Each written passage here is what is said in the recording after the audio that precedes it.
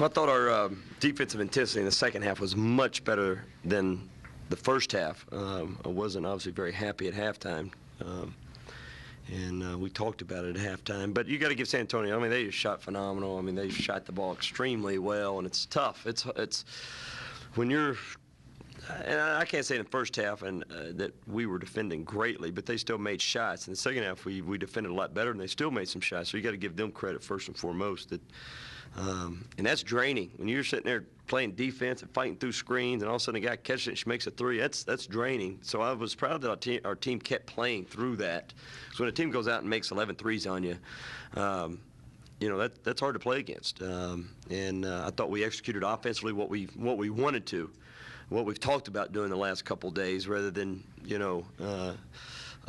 wasting possessions of offense like we did against Gonzaga. And that's what we wasted, many possessions of offense for a lot of reasons. But tonight I thought we executed a lot better offensively and got the ball where we wanted to, and a lot different than the other night. They made 7 of 10 threes in the first half. Are you just sitting there telling yourself this can't continue? Yeah.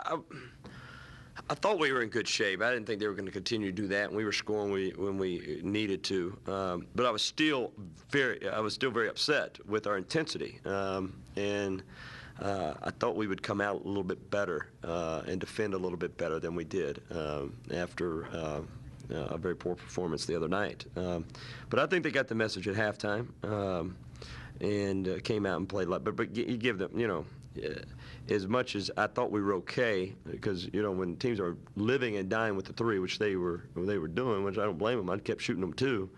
If you can go on a spurt at some point, you're going to be okay, and that's exactly what we did. We finally went on a spurt, got them to miss, and started. Got a couple of transition points, a couple of threes, and stretched it out. And when you start stretching it out on a close game, when a team's making a lot of threes, it makes them think even more. Those threes come a lot harder to make, and that's what happens. So. Seems like when you guys go on a run, Olakeme's always involved. He's an offensive threat. He's got to do a lot better at a lot of things, but he has the ability to score. Him and Markel are two of the more versatile players on our team as far as guys who can score in several different ways, can defend bigger guys, can rebound, and can do some things. We still use the phrase from them, we just need more positive negatives when you're out there. They do a lot of positive things, but then they do some things that really hurt you. But they're getting out of those. They are, after we watch film every day and break it down and we bring them in individually and show them, we can show them, 10 positive clips and maybe, at this point in time, 4 or 5 negative clips. Whereas, 3 weeks ago, even a month ago, it was 5 positives and probably 10 negatives. So we're heading in the right direction. We just got to get that effort out of them. Do you see that effort in practice? Yeah, they're getting better. Absolutely. Yeah. It's just it's to be expected. You got 2 young guys, Markel young in age and system, JP young in the system. 2 guys are still figuring it out, and JP, who's took a year off last year and didn't play, is battling that as well. So nothing that it was to be expected, but also they fought a few things at times to break some habits, and we're still trying to get them out of a few things. Coach Ford, are you concerned about getting Keaton Page some better looks? No, I'm not worried about that. No, I'm glad we won with him only scoring 2 points. That's exciting. That's good for our basketball team. But we know we need Keaton to play well, but he'll get shots throughout there. We do a lot of things to get Keaton shots, and tonight he didn't really need to score tonight. I thought he did a lot of other things to help us win, which might not have been the case in the past. He might just relied on scoring to help us win. But you're dead on saying that we need him to play well, but he'll figure it out and we'll get some points. But when you got Markel and JP playing well, you got a few more options. So. What about Ray Penn? Absolutely. As far as the history of I've been around basketball, when you get in foul trouble in the first minute, you're done for the night. You're just done. Unless you play a little bit more in the first half, which I've done at times. I might have should have played about maybe the 10-minute mark or something. But if you don't play the rest of the half, and I told our coaching staff, I said, get him ready this second half because it's so hard. It is very difficult to turn it on like that after sitting out a whole half, and your guy's playing 30 minutes a game. it's 9.5 out of 10 times that's going to happen. It's going to happen. Considering that, talk about the minutes you got out of Redger. Yeah, positive minutes. Richard's a guy in the last month or so I've gained more confidence in. It's just, especially when Fred was playing, it's hard to get him in the game. It was kind of a numbers game. But now he's going to have, more opportunities. But you never know when your numbers are going to call and you're going to play heavy minutes like he had to do tonight for whatever reason. And again, he's a guy who, that I have confidence in, but when you get in the game, you got to have more positives and negatives. When I put him in against Gonzaga, when I put him in, I was in my mind he was going to be out there for about the next 5 or 6 minutes. But he comes in, shoots, an air ball, takes a tough shot, his man score, and I had to bring him back out a little bit quicker than I want. But when you're a sub, you got to step in there and play.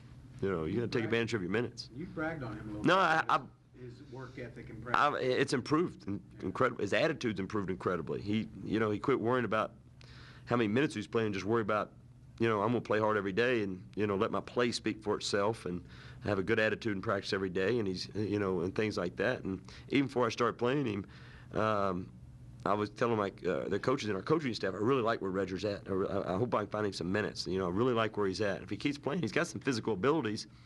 Just like a lot of freshmen from last, he's got to break some habits. He's really, I think he's done that. I really think he's done that.